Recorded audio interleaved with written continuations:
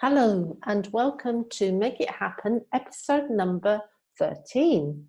I'm your host, Ali Meehan. Today I'm joined by Helena Demuynck. Helena talks about the challenges of leadership in today's world. Hi, Helena. Hi, Ali. Good afternoon. Good afternoon. Oh, good. It's good to see you here. So, Likewise. Helena, tell us, for people that don't know about you or where you are even, a little bit about you. Okay. Where am I going to start? So I'm Helena Demuynck. I'm Belgian. I'm from West Flanders, this tiny little town. And at this moment, I'm living in the Ghent area, which is a very beautiful town. I can only advise you to come and visit one day if you have time. Although I have to say my heart is in Andalusia. That's basically how we met, Ali. I have a finca in Andalusia and I try to spend as much time as possible over there because I just love the Spanish culture, language, and especially the nature that I'm surrounded over there. I'm 54. I have a law degree. Okay. I have a 22-year-old son. He's amazing. I'm married. And that's pretty it. Okay, in good. general. Okay. So your business story, how did that start? How did your professional journey start? Okay, but that's a good question. It's a professional story. It's a professional journey. I don't look at what I do as a career because it's not like I planned or I managed to go onto a career ladder, as a lot of people like to see things in the professional area. Basically, I'm an entrepreneur. Or you could say I'm very much independent. I'm not sure always what's the priority there, but I started my own business when I was 25. I had some experience as an employee, first of all in a real estate agency, and secondly in a recruitment company. And when I was 25, I was overly ambitious and very impatient, and I had this idea that I could change the world, and my views were the right ones. A lot have changed since then. But anyway, when I was 25, I started my own business, and that was a recruitment consultancy focused on finance and legal. I have done that for 22 years. I have known all the good and bad periods. I guess we survived 4 crises. Okay. I started in one actually. And I worked with a team between 3 and 12 people, also depending on the year. And I really loved what I was doing because I tried and I wanted to make my mark, and I wanted to approach the recruitment market differently in terms of being a lot more involved in what candidates wanted, how they wanted to build and create their careers. And we were quite successful. Sometimes we were not successful. There were periods where it was really, really hard for us to cope with competition and with what was required in the market. And then at a certain moment, I guess I needed to be ready for that. I felt that a lot of people I met, they struggled with issues that they could not solve by changing jobs. I was meeting mostly finance people, and they get promoted because of their technical expertise, but at a certain level this technical expertise is not enough in order to be successful, because they needed leadership skills, they needed to be able to engage a team, things like that. And so basically, I don't know when it exactly was, but I developed a new mission, and that was coaching finance people in leadership in order to help them, to support them to become successful in their new adventures or ventures. So that's how in 2007, after 22 years, at that time, 20 years in recruitment, I started my coaching training that has never stopped since. And I actively became a coach and a facilitator as from 2009. Okay. So that's almost 10 years again. But I have to say that my mission derailed a little bit because I'm not only coaching finance profiles. Basically, I'm working with executives all over the world in all disciplines, also with senior leadership teams, supporting them in leadership development. And I really love what I'm doing. Okay. So that's where I'm now. I don't know where my journey Okay. will bring me later. Yeah. Okay, good. So let me quote something you mentioned on your website, which is, I truly believe that both businesses and society need a radical leadership correction as the traditional models of the 20th century have served their time and purpose. Can you tell us about your view and what the new world would look like and what the new model would be? Can I give you the short version? Otherwise, I'm afraid we will be here tomorrow. I guess that's not the idea. But the thing is that maybe you or the audience has heard about the VUCA world. And actually, this is the world we are living in right now. It's very volatile, it's uncertain, it's complex, and it's ambiguous. And that means that a lot of people have difficulties to know where they're going, to see a good direction, to be involved, to be engaged. And the old model of leadership, where you had like the one leader at the top of an organization or in politics or in community, wherever, who knew everything, and all the other people were just following. That's not possible anymore. First of all, leaders cannot know everything anymore because there's too much going on and the acceleration of change is enormous. Secondly, people want to be involved, they want to contribute, they want to participate. So the old models don't work anymore. And it's very interesting to see that it's very hard for leaders, especially for older generations, to be aware of that and to be able to deal with that changed requirements, because they're not used to do that. And it takes vulnerability and authenticity to build trust with teams, with groups, with communities, in order to co-create rather than tell and sell and other people do what they are told. So it's completely different world we are living in. And I strongly believe that if we can go to these new models of leadership in authenticity and co-creation, that we can do a lot better than we are doing right now. Yeah.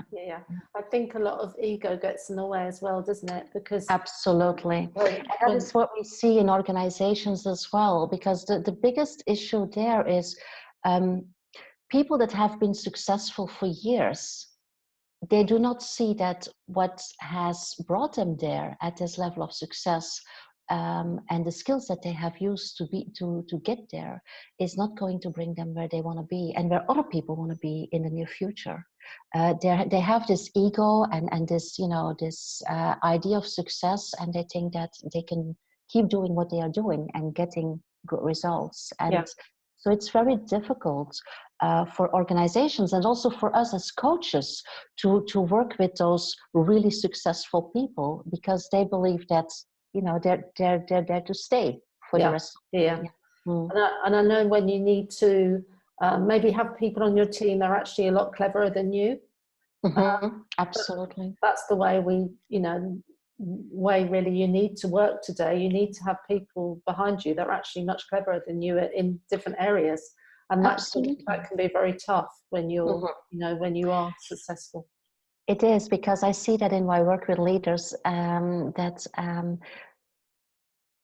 they take the credit for being a leader, they connect that with expertise, and they cannot do that anymore. So they need to find like a different role, a different purpose in their leadership, in order to be able to say for themselves or to others, I am a leader. And before it was expertise, but it's completely different right now. And that creates fear and anxiousness with people. So would you say that was the biggest issue facing businesses today? It is. To me, it is. Absolutely. Okay. So you talk about people finding their purpose on your website. Have you found yours? And what tips would you offer to others looking for theirs? Yeah. I believe that finding your purpose and being aware of your values is key to grow and to get energy out of what you're doing. I see a lot of people not really reflecting on how they contribute and why things are important to them. And that means that they make choices that are not really in sync with who they are or what they want to do. So that's why purpose is really, really important. I have to say also finding your purpose is a journey, and it can, I won't say it dramatically changes from one day in another, but it can evolve, it can grow, it can change. I think I have always been very purposeful and intentional in what I've been doing. I've always taken a lot of reflection in terms of what do I really want, and is what I'm doing really contributing to that? But of course, when I started my coaching training, this is all what things are, what stuff is about. I mean, you go very deep there in terms of finding what you really want to contribute in this world. So basically, just to give you an idea, because it's very important to be able to explicit your purpose, to me it is contributing to the creation of a better world by supporting people in tapping into their potential, in helping them to generate the best version of themselves. Because I strongly believe that this is what is leadership and self-leadership is about, and that if we can all do this, if we can all show up in our best version and co-create in that way, we will create a better world. So there's still a lot of work there, but I'm positive, I'm optimist. Yeah.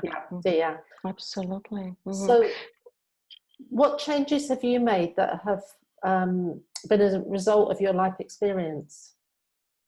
I've made quite some changes. I wrote some when I was preparing for this interview.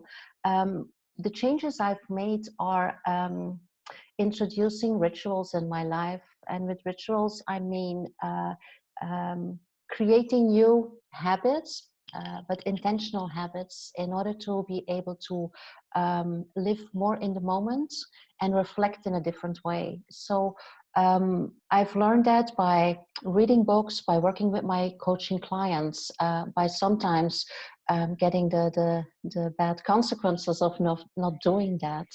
And what I do, and what I certainly also advise other people, is to have your daily moments of gratitude, where you could do that in the morning, you could do that in the evening. Preferably you do that in the morning and in the evening, because it is a mind setter in terms of the things, the small things, the little things, bigger things that you are grateful with.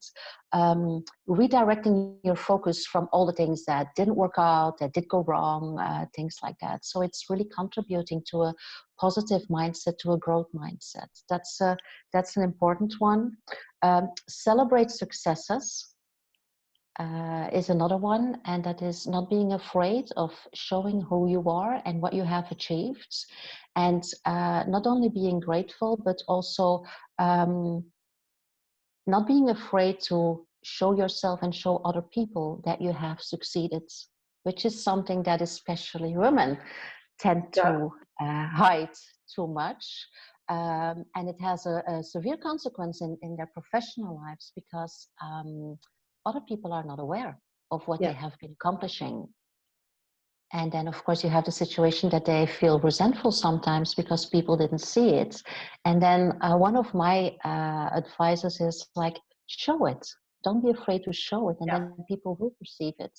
And you will be in line for promotion, or for recognition, or for whatever you are seeking at that level. Yeah, it's been a bit of a theme this week, actually, that particular topic, because one of the members in one of the groups I'm in mentioned that we tend to do something and succeed at it, but we don't celebrate it. We just move on to the next thing. We don't we don't stop and think, wow, that was incredible, and actually enjoy the moment. We tend to quickly move on to whatever is next on our agenda, on our to-do list, or whatever. So absolutely, it's important to stop, celebrate before you move on. It is, absolutely. So those are the things that I changed. And another one is take regular time to reflect on what you're doing and how it is contributing to your purpose. That's why I love to be in Spain, because, you know, this is really, for me, it's a place where you can reconnect, where you can reconnect with yourself, reconnect with nature, with the bigger whole, and really look at, okay, what am I doing? Why am I really doing this? And if it's not working, how can I change? That's Yeah. Mhm. Good. So Okay. oxygen has a special meaning for you. Mhm. Tell Absolutely. us about oxygen and oxygen leadership. Oxygen for Leadership basically is the platform I work from.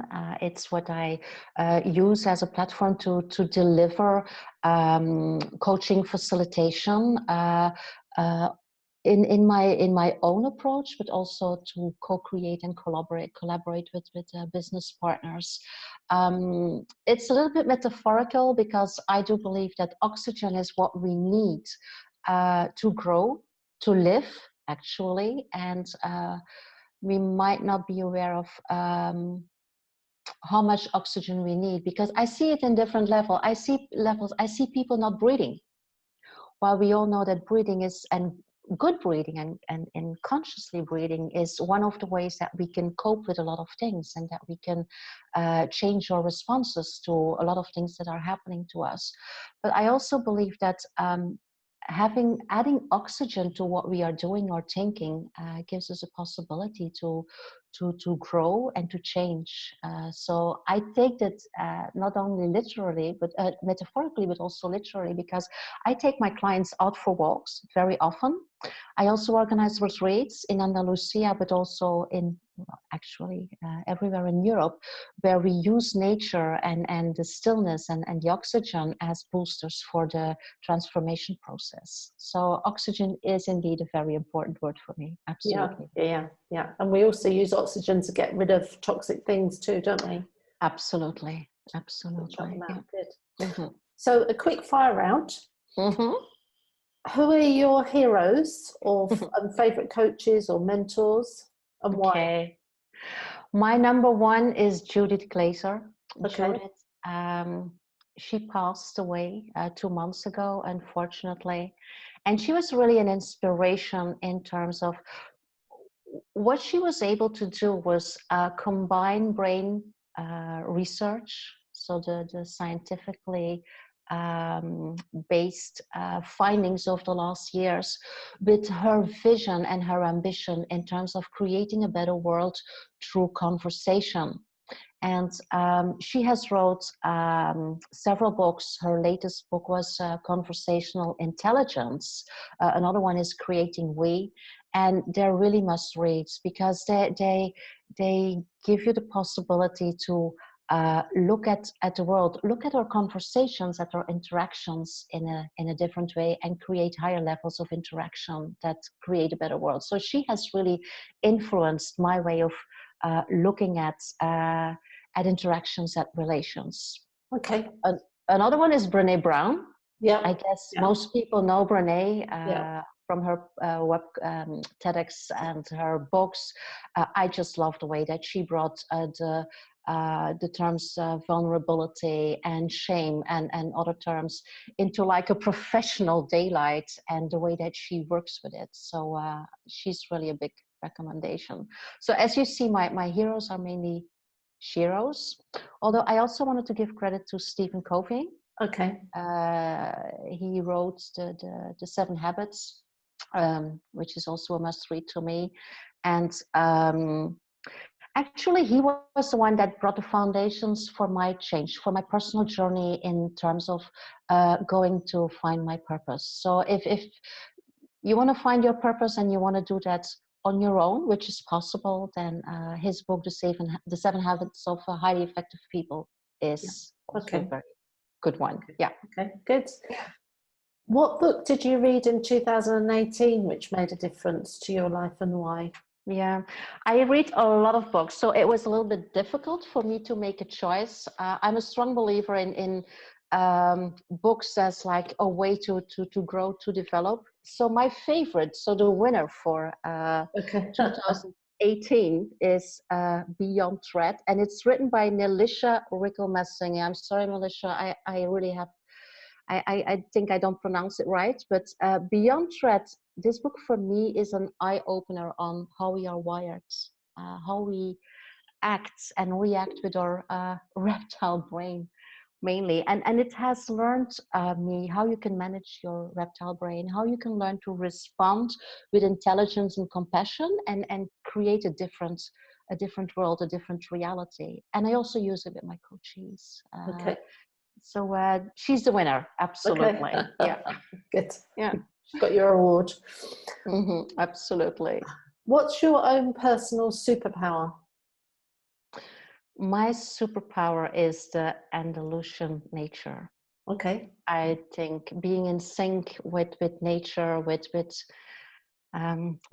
adelphas, with almendras, for me, is really building my resilience. And I can only advise for everybody to find their superpower. But for me, it's being able to build resilience and to come back every time, even if things are very tough, are very hard, are very difficult. Yeah. Okay, good. What do you have planned for 2019? Okay. How do you say that? My New Year's resolution was not to plan too much and trying to consolidate what I have been launching last year, because it's relevant, it's important, and it's fun to do. So what I will continue to do in 2019 is the Authentic Leadership Roadshow, which is really funny. We're having this interview. So I'm in the other seat right now. Normally, I do a lot of interviews with women leaders, bringing their testimonial on how their authenticity brought them where they are, and what they encountered, what barriers they had, what struggle they had in order to do so. Because I want to create a bridge between women leaders. And it's not like the leaders in the only the top levels of big organizations, because there's a lot of leadership amongst women, but I try to connect them with young women who are looking for role models and who are looking to be supported. So I will certainly continue doing that. And then 2019 also is the year of the retreats. So I have launched individual retreats 2 years ago. So where women have a 3 or 4 day retreat with me in Andalusia, one-on-one. So it's really intense, really nice to do. So I'm continuing those. And together with business partners, I'm also organizing the Authentic Encounter, which are group retreats. So we now launch them for women leaders, but we will also start new editions for entrepreneurs, the corporate edition, and also the international edition. And the first one will probably be in the south of Spain again. So so those are the plans for 2019. Yeah. Okay, exciting. So if people want to connect with you, what's your favorite platform for connecting?